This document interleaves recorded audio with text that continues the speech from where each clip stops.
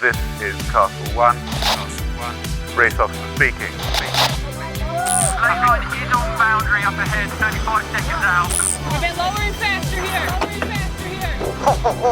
That's a good one, Jimmy. Still gaining on the lane line there. We're looking at 10.5, 42. Matching him on the boundary, yeah, copy. Hi podcast listeners, welcome once again to another deep dive into the wonderful world of sailing. It's so good to have you with us. I hope wherever you are on the planet, in summer or winter, you're finding the time to get wet every once in a while. Thanks to all of you that got in touch about last month's podcast. If you haven't yet listened to Di Cafari, give it a listen. It's an inspiring tale. The teacher with the resolve and determination to become an offshore superstar. It's a great story. This month, we've something a little different, and we'll get into that in just a sec. But before we get going, a massive thanks to all of you who contributed and left lovely messages on buymeacoffee.com. It makes a difference. So a big heartfelt thank you for all your support. We've said it before, but we're really keen to keep these pods ad-free. So if you're enjoying listening to the podcast and want to show us some support, then it's all very simple. Go to buymeacoffee.com/sailing podcast. It's super quick, super easy, it's greatly appreciated, and it keeps your listening free of any annoying adverts. So this month, if you're one of our many listeners that like to hear from the real behind-the-scenes characters in our sport, you're in for a treat.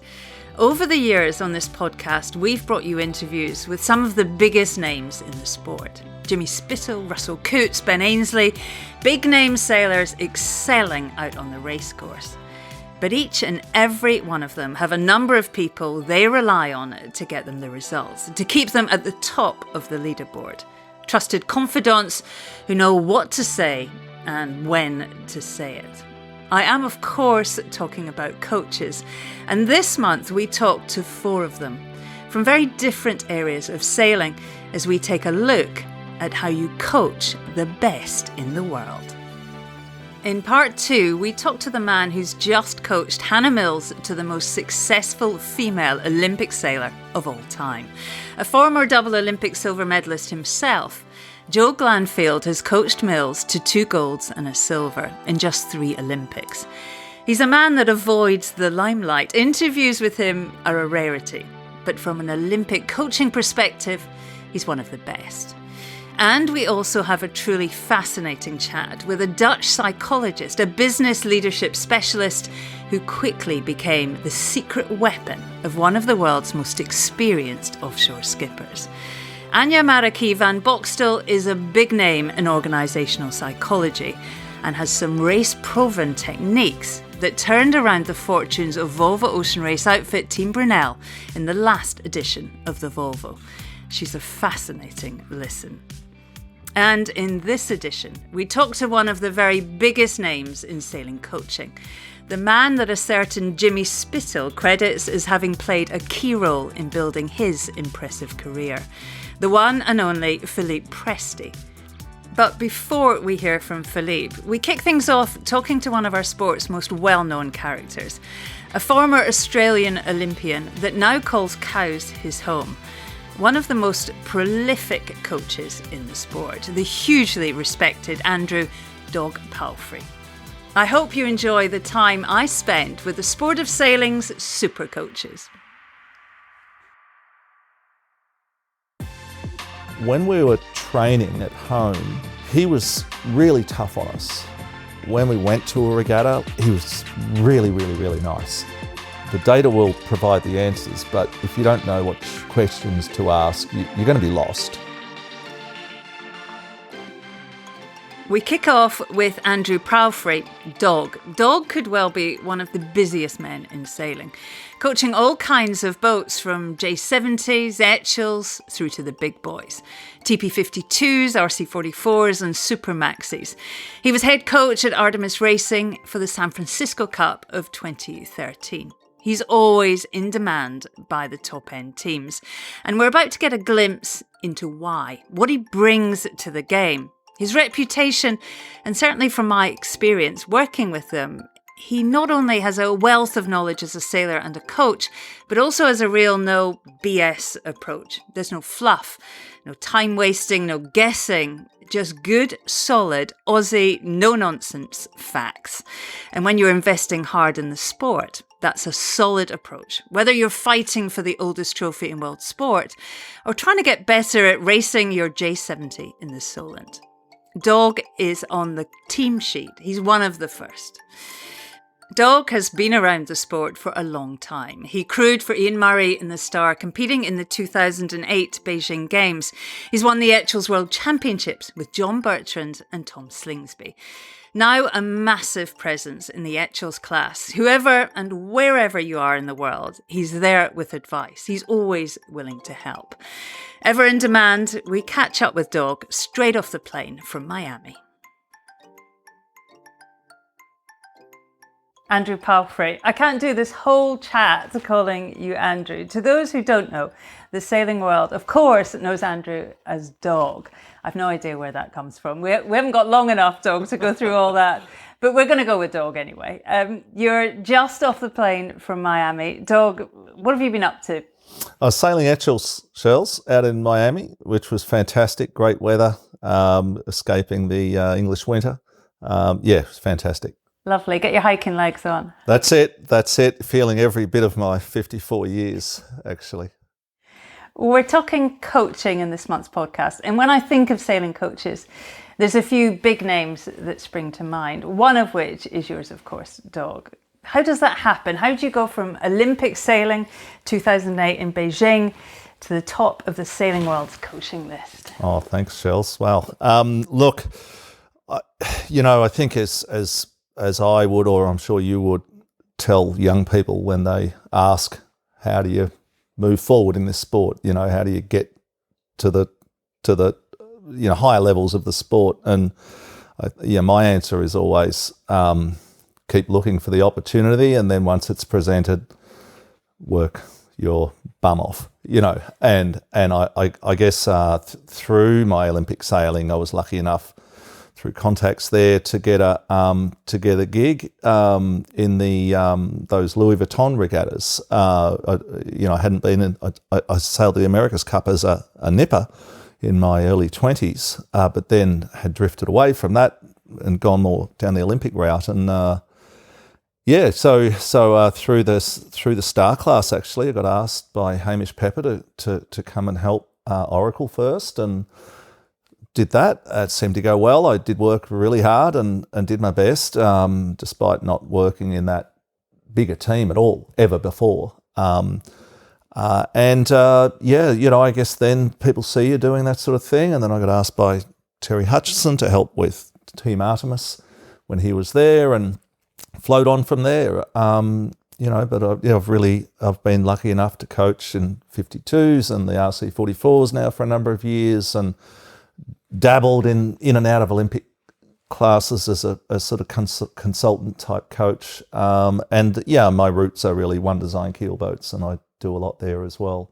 So it's I guess just been kind of lucky enough to be in the right place at the right time, and work hard and try and stay abreast of what's going on and work through people, Well, our listeners will pick up an Aussie accent, but actually you live in Cowes, and I have to say everyone asks you questions all the time, and I suspect that's been a lifelong trait, Dog. Yeah, interesting, Shirley. It has. I've always been drawn to I love the sport of sailing, and I'm passionate about it, and I've always I guess I had it, kind of told to me a lot when I was young that you always got to try and give back to the sport, and I try and live that, and I do try and help people. I like helping people within the sport of sailing, whether it's a Etchells guy that emails me out of the blue or with a question, whatever. I kind of enjoy that. I enjoy that interaction. I know from my own point of view, when we run out of fuel off cows. You're the first person with him. We'll phone dog. He'll come and get us. Oh, that's right. Yeah. Well, I ran out of fuel just after I picked you and Henry up that day. Yeah, that was crazy. But no. Anyway, and living in cows, that's wonderful, and having neighbours like yourself, and here we are in the inner sanctum.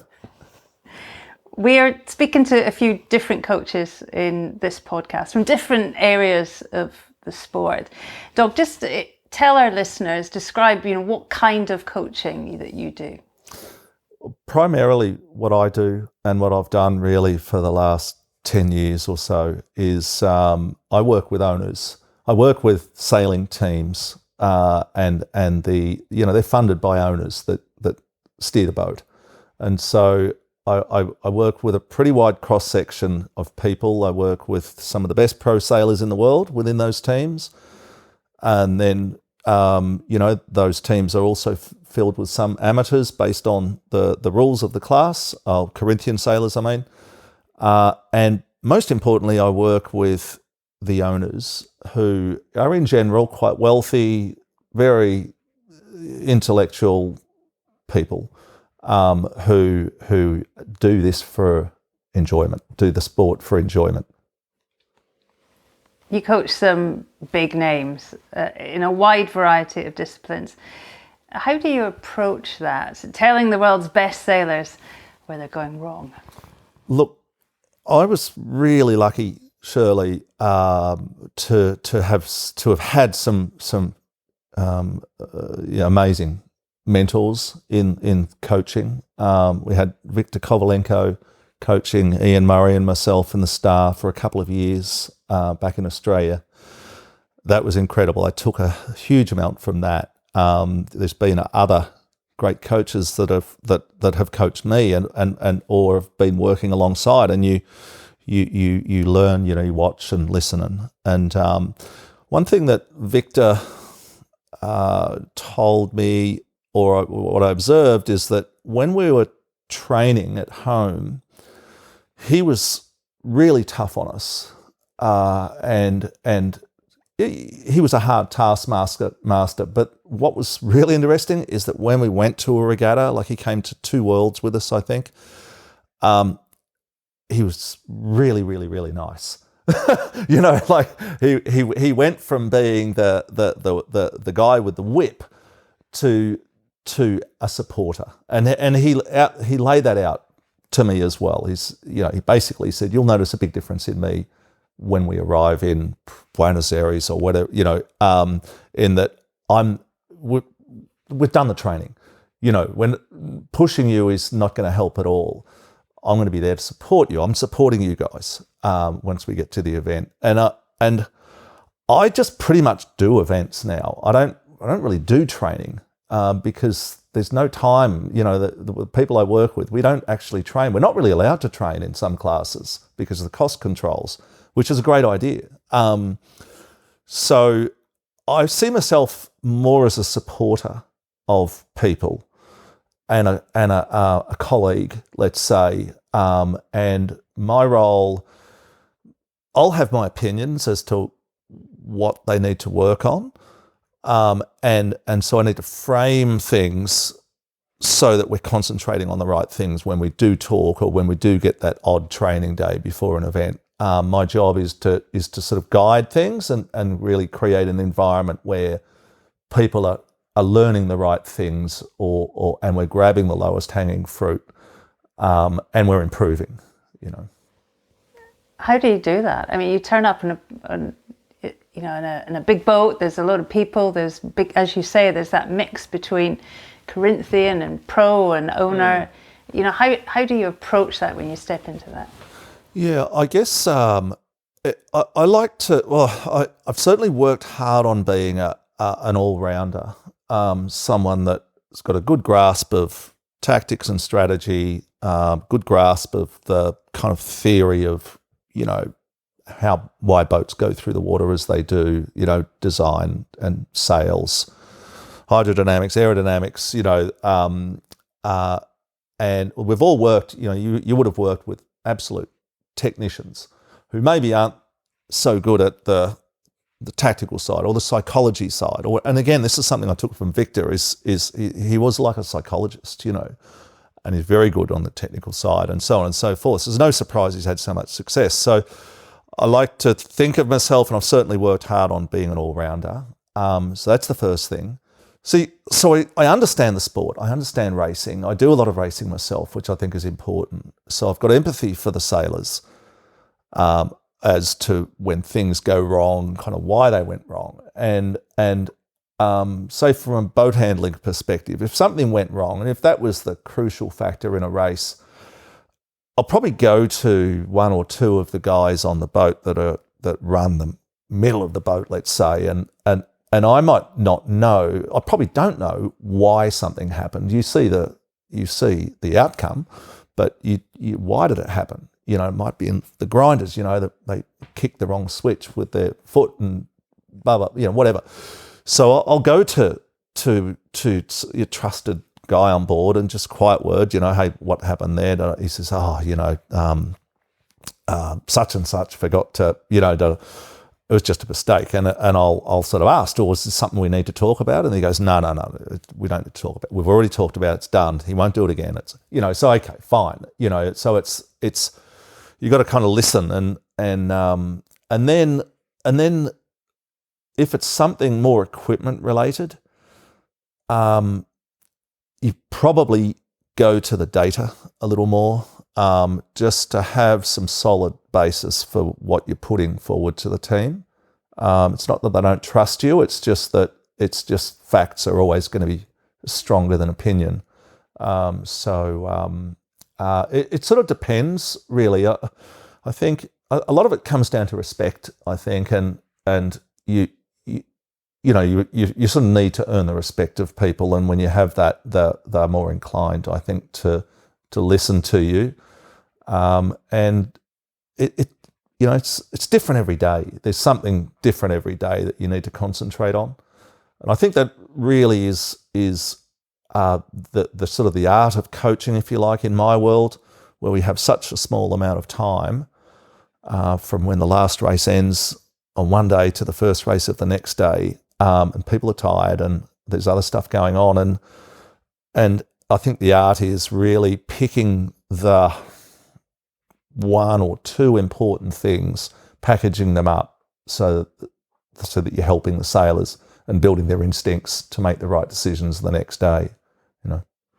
It's interesting you mentioned data dogs. I know you're a man that's really embraced technology, and let's just touch on that. We have sensors, analysis software, video, all real tools of the trade today, not just in the America's Cup, but throughout the sport.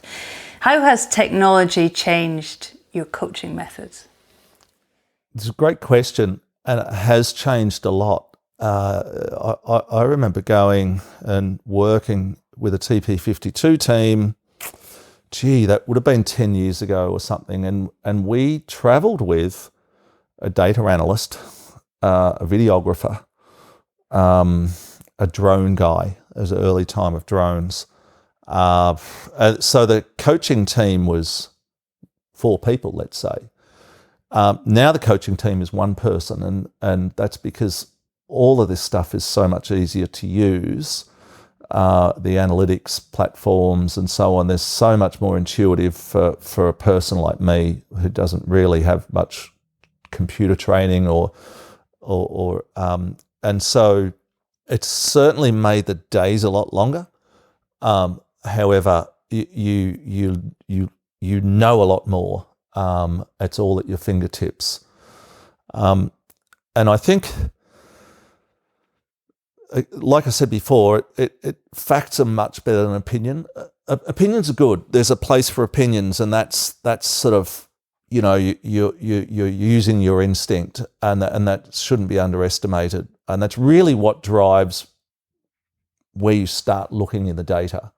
The data will provide the answers, but if you don't know which questions to ask, you're going to be lost. And I see a lot of people's eyes sort of roll when data gets mentioned, or because there's so much information, but unless you're asking the right questions of it, you're not really going to learn much. from it. So, a good example, say you and I did some Etchell sailing. I think it was just when we got eased out of lockdown or something. And at that time, I had a couple of projects going on, and we put a whole bunch of sensors on the Etchells, on the shrouds and forestay and backstay and so on. And I wanted to learn the effect of moving the shrouds forward and aft, and how did that affect the mast bend, and how did that affect the headstay tension, and so on and so forth. So yeah, we come off the boat with all these these Cyclops guys helped us and gave us some really nice sensors, and then we had someone taking photographs from the side and from in front and behind, and so you've got the load data, then you've got the photography, and we use fantastic analytical tools to measure the photos, measure the mast bend, and so now you've got facts. We thought it would make the mast stiffer down low and force the bend up higher, but now we know exactly it does, and we know exactly how many millimeters, and we know exactly how many more kilograms go into the headstay when you move the shrouds aft, and so on. So it's just nice to these again facts. We need to deal in fact, and so that's what I love about the data, and also Shirley, in my world, working with not only the higher end pro sailors, but I think more importantly the owners. So someone like, I'll mention Chris Bake's name, a wonderful guy who's worked with for a lot of years in the RC44, really passionate sailing man, and he deals in data all and every day of his life with commodities and so on and so forth, and he is really engaged by the data, and so as a result, it's a more enjoyable, the debriefs are a more enjoyable thing for him.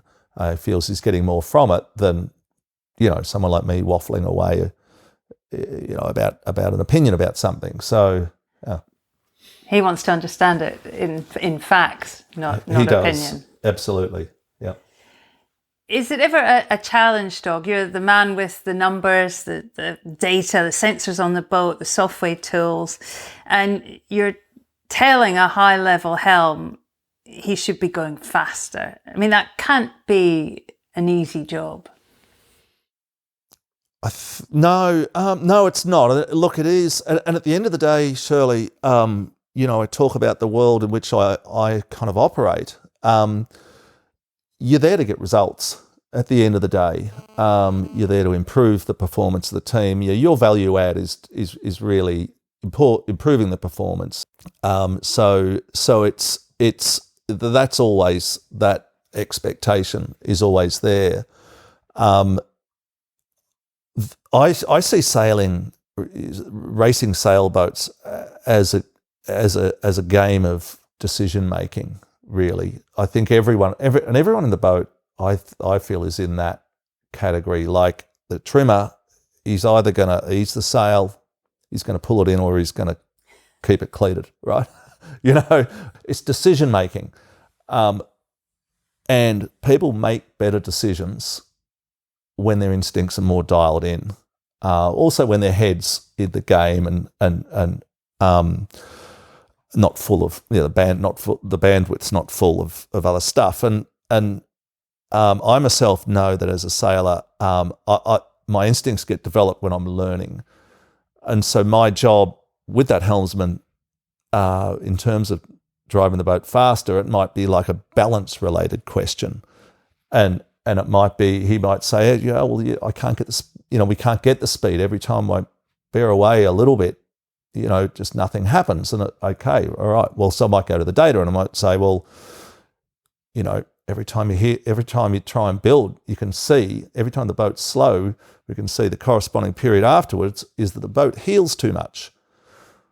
And so your rudder's loading up too much. So you're not presenting the sails or the boat foils correctly to to the environment. So no wonder it won't speed up. So we'll have a chat with the trimmers and the helmsman and okay, guys, this is what we're seeing in the data. This is what the photo's saying. You're struggling to build speed, let's say. So when in doubt, let it out. So, a long way of answering that. I'm sorry, but it's trying to get to the root of, what the issue is really. That is good advice, though. If in doubt, let it out. An e-sail is a fast sail. All of that. That's it. Let's talk a little bit about when it is an owner driver and sort of so much investment in all the other areas. It's one design, the big names in the crew. Your world championship winning coach, and the guy that's driving the boat he's an amateur. He essentially has a day job, but he's also paying the bills. How do you make that relationship work? So I think you need to remember, why are they there? They're there to enjoy it.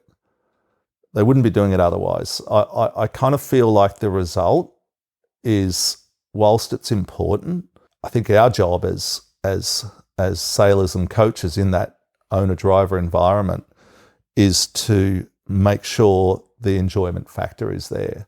I see often teams where if the results aren't coming, people can go a little dark and it can be a negative spiral, a negative environment. And that to me is like that raise a red flag straight away, because it's got to be enjoyable. And I think all of us perform better and give more when we're having a good time. And it's not to say we're sailing around the course, telling jokes and giving high fives, but it's just that satisfaction of performing at a high level, in that respectful environment. Yes, and that's not always about winning, isn't it? I think back to myself, there's races where I think actually we've sailed really well, but we didn't win the race, and you take something from that. I could just tell one small anecdote in that regard. I was sailing in the Etchells Worlds with John Bertrand and Grant Simmer, which was a fantastic experience. It was in Newport, like 30 years after they won the America's Cup there. So it was very cool for me as a sailing fan, even, to be with those two guys. And we had a good time. We, did okay in the regatta. We didn't win, but we did okay. And one race, we got tangled up with a boat at the bottom at the leeward gate mark, and we were rafted together with this boat, and we lost 40 places, like 100 boats at the regatta. We all lost 40 places. And but we just got on with it. And John said later, which always stuck with me, he said his most satisfying moment of that event was that during being kind of tangled up with this other boat, and immediately after, we all just went straight back to calling the breeze, calling the waves, strategical chat, hiking out, trimming. And he actually said that was the most satisfying moment for him in the midst of seeing our chance of winning the world slipping away after a long campaign and a lot of work and money invested and so on. So that really stuck with me, and that, I think that's so true. And we had a nice dinner that night, and a couple of glasses of wine and so on and so forth. So yeah, I think that's super important. Kept it in perspective. The more people on board, obviously, what is there in an RC44? Eight crew. The more people on board, the more opportunity for communication or poor communication, for misunderstanding, to undo tactical gains or any positive boat speed. So the whole teamwork aspect is so vital. What's your role there with that? Yeah. We've used a couple of different tools, more so now, the last 3 or 4 years. I put a voice recorder on board the boat, and in general, I put it in the tactician's pocket, and that feeds into the player program that we have where we watch the video or the drone and overlaid with the live data, and we feed in also the this voice recorder. That's very helpful, and I've never found a sailor that doesn't buy into that. They all buy into that. I do occasionally get them coming up to me before the debrief and saying, you might want to edit part of that. But so that's one part of it. Another interesting thing that I like to do is like a survey, a written survey where the sailors will put like a ranking 1 to 5 on, say, 15 things. And the whole crew do it, and I like to do it anonymously, if you like. I mean, obviously I know who they are, but when the marks go out to the whole team that night, they'll just be numbers, and I'll mix that up. So they feel they can say what they want to say anonymously. And some of the questions are, how was the communication? Did you know the plan going into the bottom gate? Did you know how was your mood today? Did you sleep well last night? All these things. And I've found that to be super, super helpful in just understanding why things might have, and sometimes it does make you think, specifically say, you haven't slept for like 3 nights very well at all, such and such, it's a snorer, or it's just something as simple as that. Okay, we can fix that. We can do something about that. So anyway, that's another way. So, but it is just getting the people to work together. I mean, how important is that? That's fundamental.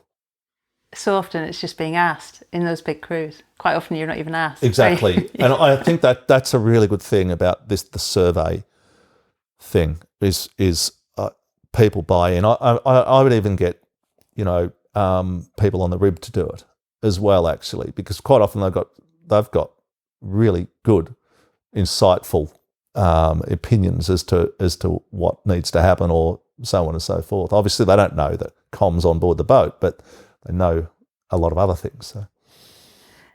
Numbers, data, communication, overall tactics, a vast understanding of the nuts and bolts of racing a boat. There's a massive amount to be across, isn't there, Doug? I mean, can you pinpoint one thing, one aspect? What's the key piece of advice, Doug? Maybe to the amateur sailor who's listening to this podcast. It's a complex sport, sailing, so we're putting you on the spot, I know that. But what one thing would you say to help push a team up the leaderboard a bit?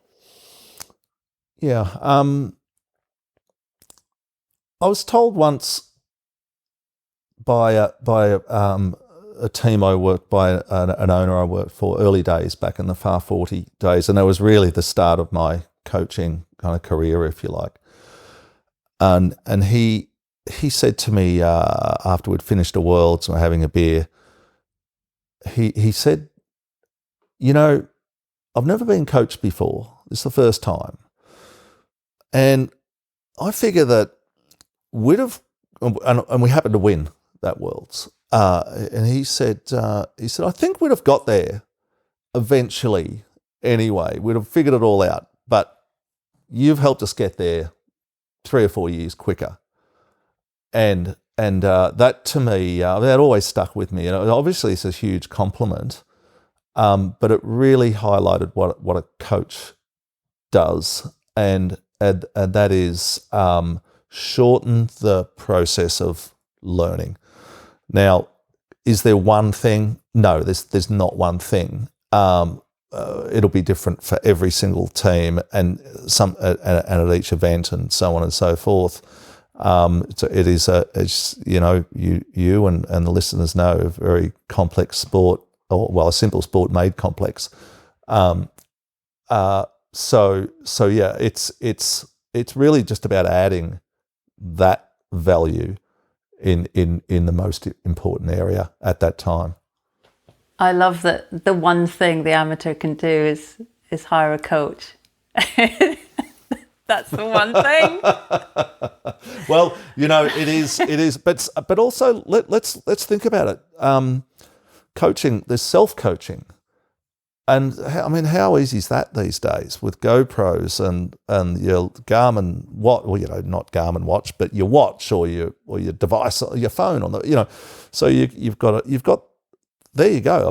And maybe a voice recorder. So you've got 3 or 4 really high-end data streams coming in. Put it on the computer, have a look at it with your crew, and that's your self-coaching. It's really effective. That is very true. Now, Doug, we know you're a big Aussie cricket fan. There must be times in cricket when a bowling coach spends hours in the nets with a fast bowler working on technique over and over. That bowler then goes out onto the field and executes it perfectly, takes 5 wickets and wins the series for his team.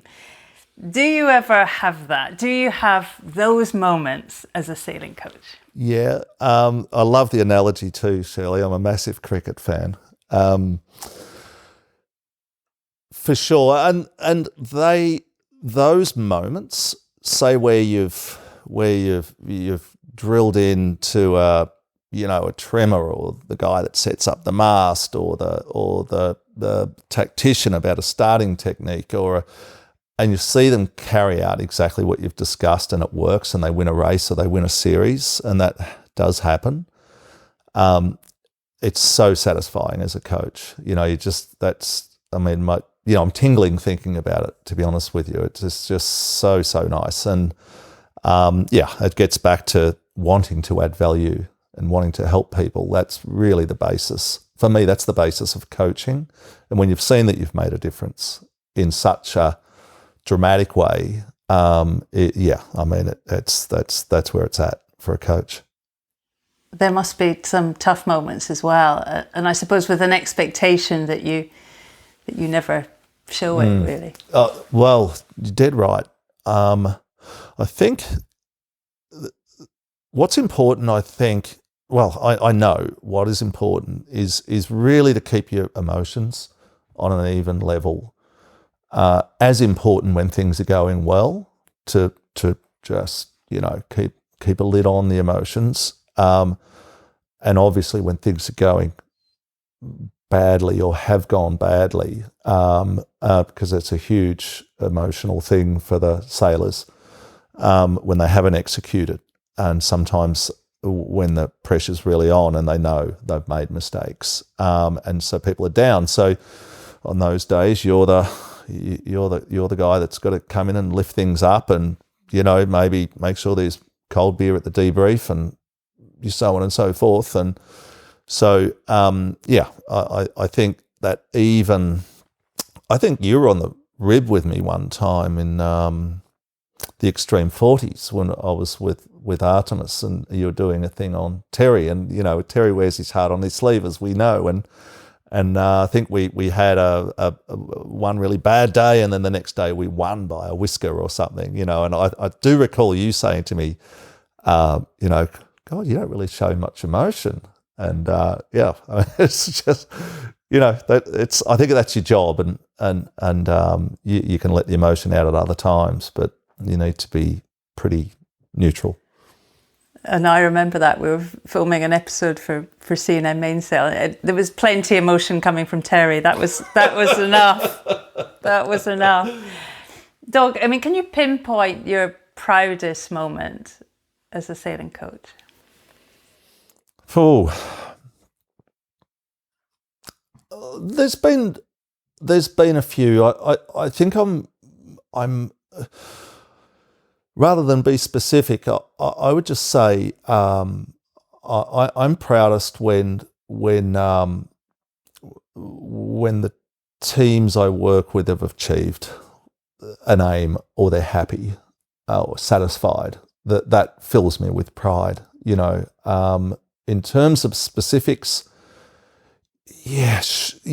sometimes, look, it's not always the same. Sometimes it might be with the teams on the top step of the podium at a world championship, and how much work and effort and time is, for these owners, it's actually not so much about the money for them. that they invest. It's the time that they invest is the important thing to them. And so you've seen the time they've invested into it, the amount of thought that's gone into it, obviously the amount of money they've spent, and the effort of all the team on board. And that's hugely satisfying, and there's a lot of pride there for sure. But what I kind of do love as well, like I recently been taking a guy from the middle of England out Etchell sailing, and he contacted me out of the blue, and we did 3 or 4 days in my boat, just sailing on the Solent, not racing. And then he just said, I really love this. I want to buy a boat. And so he's bought a boat, he's joined the class, and he's in the sport, and so I had something to do with that. So I'm very proud of that as well. So it's, as we know, the sport is diverse, and I'm lucky enough to be involved at different areas. And so it's not always the winning. It can be the so-called smaller things, but they sort of mean a lot. Doug, Andrew Palfrey, many thanks for your time and your knowledge. It's always a privilege to chat. Thank you. Thanks, Chels. My privilege. Thank you. Super interesting. I loved hearing about how he approaches the big team dynamic when you don't have the luxury of lots of training time, yet you still need to make it work on the day. Our next guest, I really remember well from my early Olympic days. Philippe Presti was a standout talent. A 2-time Finn Gold Cup winner, he was destined for greatness. But the Olympics can be hard to crack. To stand on the podium, much has to go your way. Presti flitted between the Finn, the Star and the Soling, and although a strong contender in all of them, like many before and after him, he left the Olympic world empty-handed. His skills, though, were unquestionable, and he was soon helming the French America's Cup team, was then signed by Luna Rossa, where his connection with Jimmy Spithill would take root. A partnership based on trust and respect that remains rock solid to this day. Philippe moved to Oracle with Jimmy and tells us about those early days coaching Spithill and Russell Coutts. He shares his side of the turnaround, the San Francisco victory, the loss in Bermuda, taming the Italians at Luna Rossa in Auckland. It's good stuff. Philippe, you'll hear, is really humble, but full of enthusiasm for the sport and the challenge. Philippe, you'll hear, is really humble, but full of enthusiasm for the sport and for the challenge. He lives by a lake near Arcachon in France. In our house, it's a very popular foiling spot. We're quite envious of Philippe. We interviewed him remotely at home on the lake, just about to head off to Sydney for SailGP. Philippe, thanks for joining us on the podcast. At home in France right now, but you're soon off to the airport, aren't you? Tell us where you're heading off to. Heading off Sydney, if COVID permitted. It's quite tight, isn't it, at the top of SailGP? Just tell us a little bit about that. How close is it? So we're. It's funny because if you look at the Australian team, I think they won 3 events and they finished last for the remaining 3. So, and us, we're more in the middle pack between middle of the podium, and we never really won. But end of the day, there will be San Francisco, big breeze, and last race winner is the winner overall. So we try to stay in this top 3 just to be able to compete to this last race. Coaching Jimmy Spithill and the American team, of course, and we'll come back to SailGP in a bit. But first, Philippe, for our listeners, we're looking at coaching this month. But before you became a coach, you had a pretty accomplished sailing career yourself. Thank you. Yeah, we were in the same sort of Olympics together, and I sailed the Finn for quite a bit, and I won 2 World Championship titles in the Finn dinghy just before Atlanta Olympics. I didn't really perform in Atlanta, unfortunately, and then I moved to the Soling with quite good result. We won Kiel, Spa, and finished second at the world. But we finished, I think, 8th at the Olympics in Sydney. But a lot of match racing, and then I did a bit of a star, but I didn't qualify for the Olympic in the star. And meanwhile, I was involved in the America's Cup, driving the French team Areva in 2003 Auckland. And then I joined Luna Rossa as a afterguard and a skipper of the B boat in Valencia. And I did a lot of different type of boat. I still enjoy sailing, and I'm on the foil big time with the A-Cat, Moth, and now lately the wing. Wing foil is my new toy. It was yesterday on the water. It was pretty chill, but I love that. Joining the craze. We can have a whole other podcast on winging, but today we're talking coaching, and I'm curious, Philippe, what made you decide to make that leap from sailing to coaching? I've got a background as a teacher. I used to be a physical educator and teacher, but I always like.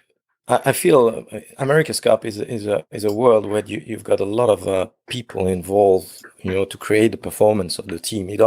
It's really a team business, and I felt myself useful helping others, even when I was driving. For example, when we were with Luna Rossa, I was driving the B boat, and we had awesome games with Jimmy and the crew, But we were working together to improve our skills, and so I started with the Luna Rossa. I started with Jimmy, trying to build some plays and drills and coach the afterguard decision.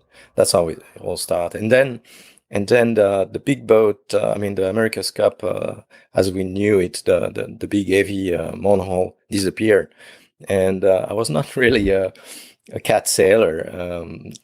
Back in the day, so it was kind of clear that I would not be the top spot driving the boat. So I felt myself useful, coaching in this sort of environment. And I'm very lucky because I like diversity, and in my career, it was awesome. We make the boat flying, and we create something really different. And nowadays, every day when I go on the water, I discover new stuff, and so it's very stimulating. What do you think the qualities are that are most vital, Philippe, for being a good sailing coach? I think there's different type of coaches, and my characteristic is definitely very different than others. And it depends where you come from and your history. I'm a sailor, so my mindset is I'm the sailor, not on the boat. I'm a sailor. I'm with the crew. I'm with them. I'm not judgmental at all. I try just to be part, to understand, to be connected. I don't know if I'm clear with that, but this is very important for me. And then there's different aspects of the coaching. You've got the technical part. You help sailors and team to grow, and that's really what I like. Try to find details. So. And systems, so the people involved in the team improve and grow, and that's and then you need to be organized. There's plenty of things, but my identity is really that I try to help. I'm the guy that will make everything possible to help the team to grow. I've obviously sailed myself and I had some very accomplished coaches in my time. It's not an easy job, but Philippe, you coach some big teams full of some very qualified sailors. How do you go about making that dynamic work? It's funny, but yeah. Actually, I grew up coaching.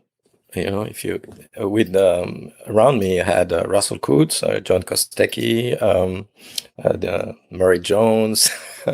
Jimmy Speedale and Ben Hensley, all these guys in the same team.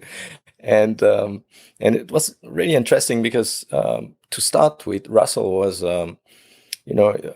just when we were selling the 45 in New Zealand, it was my first week with him, I think.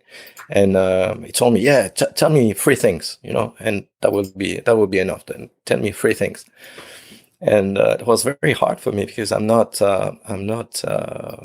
French, and it's quite hard to speak English correctly in the fly and to express, in really finesse what you feel.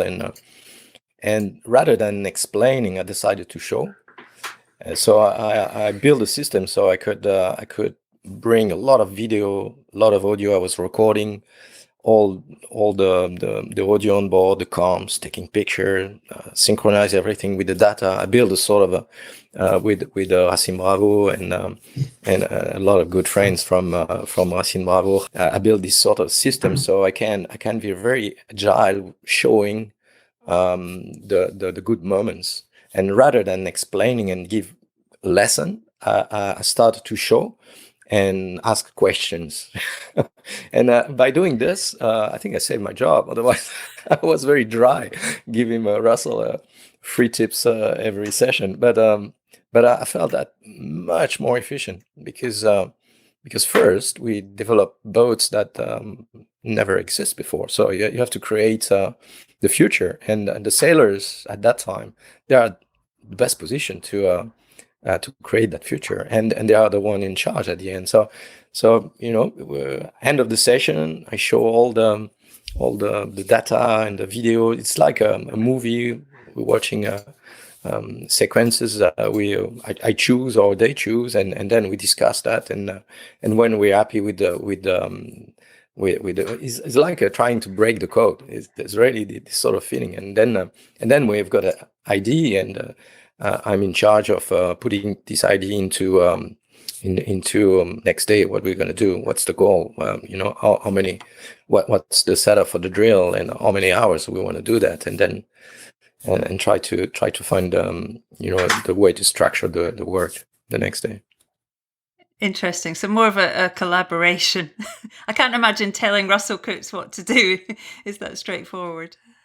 Yeah, Russell is really an interesting character. He's awesome. He's very intense, and I believe is the issue when you're a coach that give 2 tips a day. After a month, you might end up pretty dry yourself, and by doing this, we were improving, and he was growing from the inside out, rather than just getting information and judging the information and taking or rejecting the information. So that was way more interesting. And then it was not only Russell Coates. With this setup, you can add all the team together. Everyone can talk, and everyone can agree. And end of the day, you agree of the reality of the day. You have the same perception of what happened on the water, and you can share it, you can challenge it, and that's, for me, this is awesome tool to make the team and the people to grow, because that's the purpose of coaching. The best coaches are the one that help you to grow, and yeah. We saw you down in Auckland at the Cup, Philippe, coaching Luna Rossa, of course. What sort of coaching are you doing in a scenario where everyone is learning every day, racing boats that no one has ever raced before? How hard is that scenario? It's fantastic. It's just super exciting, and obviously we've got the simulation. This is our big. This is a big part of the puzzle that you guys might not see, but we spend hours simulating stuff, and with a great tool we had, and obviously it's different than reality, but at least you build plan, and you have plays, and then when you're on the water, at least you have a bunch of stuff sorted, and then you can compare to the simulator and the reality, and then you kind of adjust rather than creating something new on the fly and the pressure. So that's really our the way we worked. In that scenario, you had two helms, Francesco Bruni on one tack, Jimmy Spittle on the other. That's quite a unique setup. Did you have to coach them in a different way? How did that work, Philippe? With Keiko and Jimmy, we were together in 2007, and that was a campaign. I was driving one boat. Keiko was with me, a traveler in the top of the rig. So we've got a very long story together. So we kind of speak the same language. So in that respect, that was easy. The big difference was environment. The Italian environment was kind of intense. So we had to create our own bubble. So we could, because something super important in the coaching is creating an atmosphere of safety. You have to feel safe to make mistake and accept mistake and learn from them. If you don't make mistake, it means that you're not pushing and you're not learning. So, but you have to create this environment so people feel okay to try stuff and fail. And create this environment is super important. So we kind of build our own bubble, so we could work together in kind of calm and structured way. It's interesting. It's hard to create a safe space where you can make mistakes, isn't it? In an environment like the America's Cup, where your job is always under threat.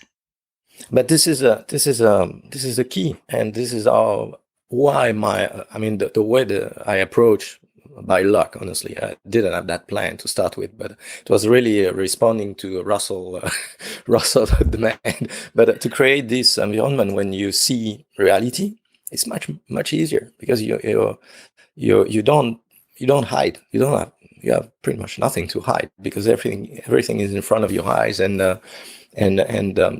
it's like a game, and you have to accept what happened. You have to challenge you, and obviously it's all about relationship. You're talking about coaching. Coaching is a multitude of stuff, and mainly you want to create this environment. You want to create the trust.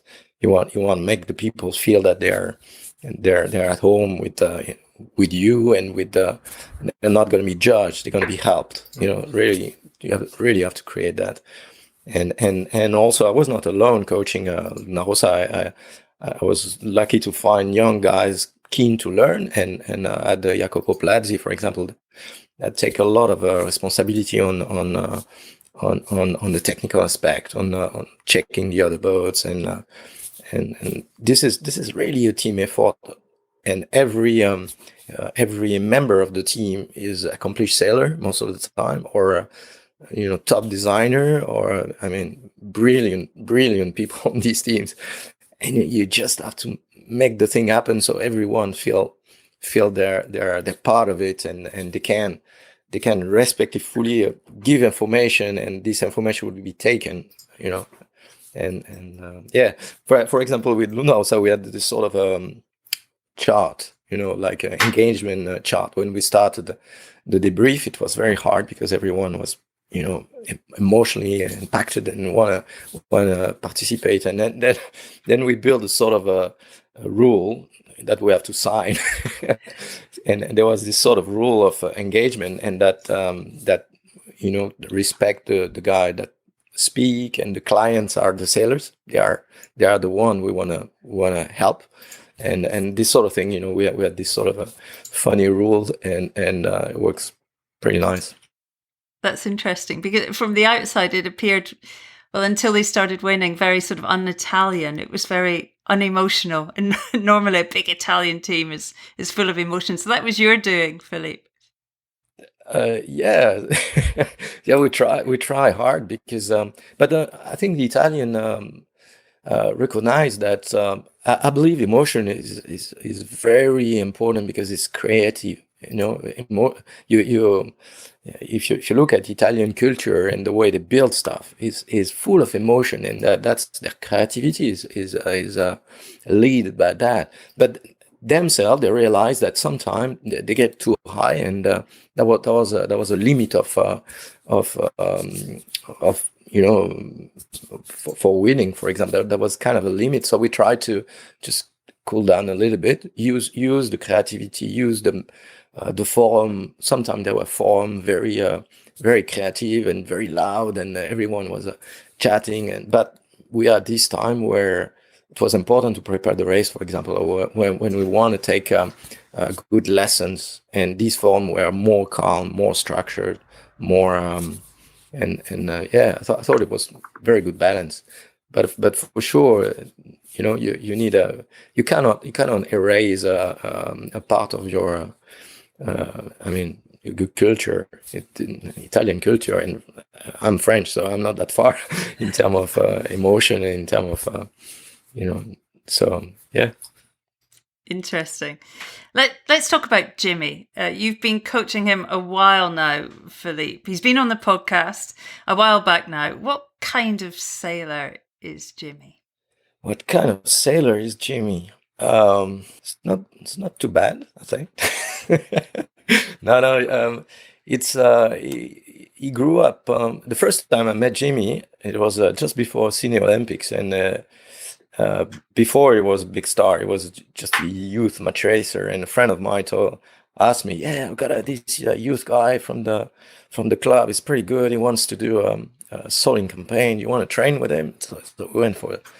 I said, "Yeah, okay." We went for a training. We were campaigning, 6 months in Australia, so we were keen to have new opposition. And but he has to go to school, so 8:00 he has to be at school. So we started at 5:30 the training. So we were training in the morning, 5:30 to 6, and that was my first encounter with Jimmy. And since then it just evolved. But by that time it was very shy, very very quiet, super talented. Funny. I mean, a boxer. He's a boxer. So every time he had a chance, he would try to hit you somehow. So that was very interesting in terms of match racing. He's a pure match racer. This is a area of development. And then he improved. He learned. He grew. And then that's the Jimmy now. He's about to speak in front of a big crowd and lead a team, understand complex stuff, and he's really a team leader, but not in a way. He's not a vocal team leader. He's just lead by example, and it's perfect in any America's Cup environment, because you need a team player at the top of it. This is super important. I emailed Jimmy before this interview, and obviously he was very complimentary, Philippe, and he mentioned that culture you create, that safe environment. He said, you allow people to let their guard down, and how important that was. So I'm glad you talked about that. But he also mentioned your selfless approach and your sailing experience, that you'd had so much experience racing yourself. How important is that in a coach, do you think? I believe if you look at soccer coaches, some are accomplished players, others are just coming from the coaching side, and some achieve great stuff without being a champion. This is just my story. I'm not gonna explain a mental approach of management or whatever, because this is not where I come from. But if I look at a sail, I can tell you if you can do better in trimming it. So this is a little bit my place, and being I think something quite important is I was in charge. I knew what was like being driving America's Cup boat with a lot of people watching you and a lot of information and media and stuff. So I believe I can help to create that environment. So I give resources to the guy in charge, because I know the issue, I know the problems, and I believe and I love sailing. I love racing, and as I said, when I'm on chase boat, I'm racing as much as when I'm on the yacht. I'm taking decision. I try to understand their decision, but also I challenge their decision with my experience, and I continue to improve. Jimmy also said that working with you all this time is the absolute highlight of his career. It's a special relationship, isn't it, Philippe? Talk to me a little bit about that, about the two of you.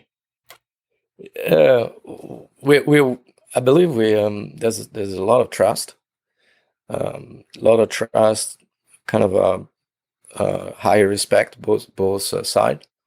But we're not best friends. We're not together all the time. But when we are on working environment, he knows that he's got my back. How do you say that?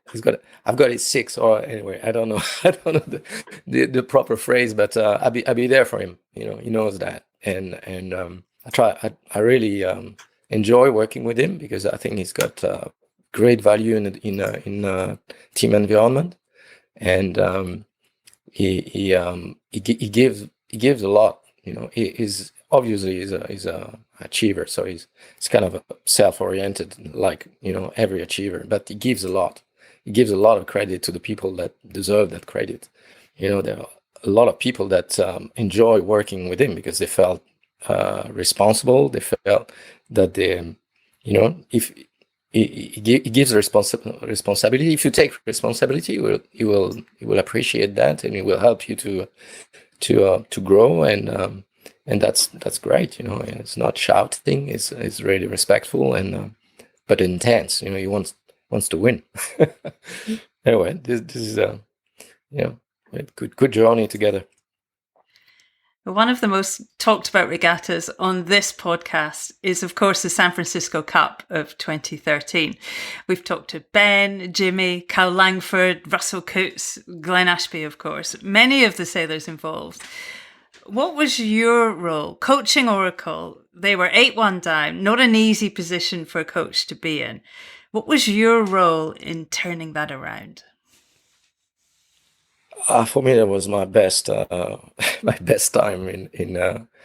in my coach career in terms of intensity, and no, that was awesome, because we knew where we were, we knew the issues, and we tried to fix the problems. We tried to fix the problem every day. We came home, and as I said, I set up my stuff so we could debrief, and we could see in details what happened. No emotion, just what happened, and what to do better, and analyzing Team New Zealand performance in terms of video. You look at the boat, but also the data, because we were allowed to have for the first time the data of Team New Zealand and our performance, and try to understand what we had to do to make that improvement. And it was big to start with. It was big mountains. We were just smashed. We were just so far from performing well, and we decided to take small step. To take some areas that we knew we could improve, and we worked on this area. And by working on I wouldn't say details, but working on process, try to fix the process, small ones to start with. The tacking were disastrous. That was terrible. The tacking. So we work on the tack. We work on but that's very in depth. You look at all the elements of the tack, the data, the pressure on the pump, who's grinding, where goes the flow, etc. And the foil, the speed, everything, in detail, to create a better tack. And when you work on details like that, on process like that, you forget the outcome. You're in the process of growing and getting better, and that was endless. We find And after the last race, I was still thinking about, we should try this, we should try that, and it was really a very good moment in terms of a relationship. Tense, obviously, it was very tense, and we were on the edge, but somehow it was kind of easy, because after a while, everyone thought, on the outside world, everyone thought we were done and we had nothing we couldn't win. So that was easy, No, and that's what I told Ben when he won. He was very reluctant going on board, and I told him, "Mate, nothing to lose. We're the entire world know that we're bad, we're slow. But when you come on board and you show your fighting spirit, it's gonna be great. We're probably gonna lose, but at least we're gonna try." And that's what it did. That's what it did. But it's funny because at 6-1, I remember I sent them a sort of a note, and that was exactly what I said. I said, we the cup is behind us. We lost, but we're gonna fight. We're gonna learn. We're gonna improve, and they will feel us. And we were lucky enough to turn the tide and win the thing. It's easy to coach a winning team, isn't it? I can't imagine how tough that is to take a deep breath and think, right, how are we gonna keep all this together? Yeah, and that as I said, my goal was to get the guys the hand. To grab the guys before Russell. just to because the idea was, because Russell was full of emotion, he has this sort of thing, but I organized the meeting with Russell. Russell was there, and the rule was, we first look at the reality, what happened, and we let the guys talk, and after you can say whatever you want to say, but at least we look at the same picture. You're on the chase boat, you have you have Larry on the phone, and a lot of pressure on you, obviously, and then maybe you're not seeing the same thing at the guys. So let's go in the same room, look at what happened. So I've got a 6-7 screen, different view, helicopter, on boat, the other from the chase boat, and then you look in deep what happened, and all detail. You can discuss all details, and then when everyone is on the same page, what are we going to do? And that's by doing this, you get rid of the emotion and you're on the action, and when you're on the action, you're unstoppable if you take the good action, and if you improve. So that was really our setup. But I've been on team that lose at the end now. So it works. Sometimes it works. You need to be lucky. We were lucky that our boat had better aero package and design overall. We were just too late. We didn't really knew how to make it going fast, and that's what we learned in the 2 weeks. And but if you look at the two boats and you look at the aero of the boats, especially when we started to foil upwind, it was pretty obvious that our boat had better aero overall. I was going to ask you what your career highlight was, but I think you may well have just answered it, Philippe. What a week! What a couple of weeks! Yeah, that was. My summary of this campaign was very hard. Very, very hard 3 years, 3.5 years. That was tough because we had these new boats totally under no control. This thing was a beast, and we had no control on nothing. And we were creating. Before that, no boats were foiling, and we were creating all these flying boats, and but also inside the team there was kind of a bit of tension because we had the Alinghi based team and Oracle based team together. A lot of strong character, a lot of ego, a lot of different. If you look at Ben, Jimmy, and Slingsby, and JK, Russell, and all these guys together. A lot of ego, and but the last 2 weeks they were just a dream. That was my best memory of a teamwork experience. Not only coaching, just teamwork. Philippe, I mean, you obviously coach at the very highest level, but to a club racer, what one piece of advice is top of your list to bring better results? You wanna be. In my opinion, you want to, and that's because I'm qualifying myself like a beginner in the moth and a standard sailor, because I'm sailing just a weekend when I have a little bit of time. I think the most important thing is to try to apply a set of rules where you want to be learning. You want to be learning something from the situations. You don't want to.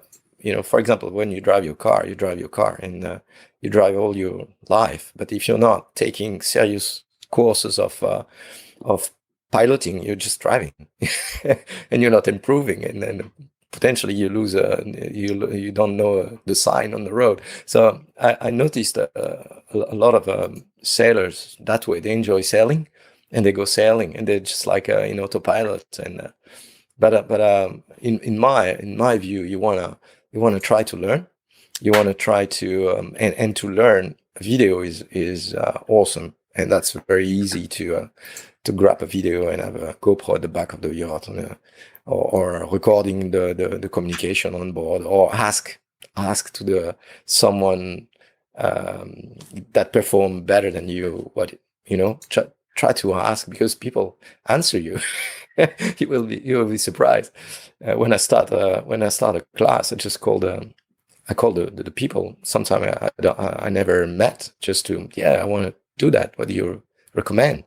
And most of the time, people answer you, and this is great advice. And I really like that approach. Good advice, especially to ask for help. I think in my career anyway, most people say yes. I've found they do. And if they don't, they don't. But who cares? But you will be surprised. Thank you so much for your time, Philippe. Good luck in Sydney, coaching USA. Obviously, what are you going to tell them? How are they going to win that $1 million? $1 million. As I said, how can I explain that? The most important is the process. Winning is just a result. Is the result of all the good thing you do before. So we're just gonna focus on taking good start where you want to be. Or the technique. All the first job is a key for me. And all this little stuff. We're gonna focus on the process. Focus on detail. And just forget this $1 million, and it will come if it has to come. Philippe Presti, it's been great chatting. Safe travels and all the very best. Thank you. It's been an enlightening listen. I hope you've all enjoyed the wise words from two of our sport's leading coaching brains. And even if you're not running a world-beating Super Maxi campaign, some of what these two have said makes sense all the way down to Sunday morning fleet racing around the Cans. Communication is key. Data is your friend if you know what you're looking at, and above all, enjoy your sailing. If you've enjoyed this edition and would like to support us, please do head over to buymeacoffee.com/sailing podcast. We work hard to bring you a real quality ad-free listen, and it's lovely to have your support. So many, many thanks for that. A big thank you to Philippe for his time. We don't like to record remote interviews on this podcast, but at the moment it's an unwelcome necessity. And I can honestly say that Philippe was the most prompt of any online interview we've ever done. Philippe, a heartfelt thank you for your time and your energy. And to Dog, slightly less prompt, a fact many of his sailing colleagues will be more than surprised by, I know, but a huge thank you to Dog nonetheless. He's a real cornerstone of our sailing community here in Cowes. There's a lot of people around the world enjoying their sailing because of Dog's tireless enthusiasm and willingness to help. So Dog, a massive thank you. And talking of tireless enthusiasm, thanks to the relentless podcasting talents of Tim at Vertigo Films for producing the pods. It's been another busy month, Tim. As ever, many, many thanks. Until next time, thank you so much for listening and have fun on the water. Sail safe, everyone. This is Castle 1. Castle 1. Race officer speaking. Lane line is on boundary up ahead, 35 seconds out. A bit lower and faster here. Lower and faster here. That's a good one, Jimmy. Still gaining on the lane line there. Gaining on the lane line We're there. looking at 10-5, 42. Matching him on the boundary, yeah, copy. This is Castle 1 standing by. Out.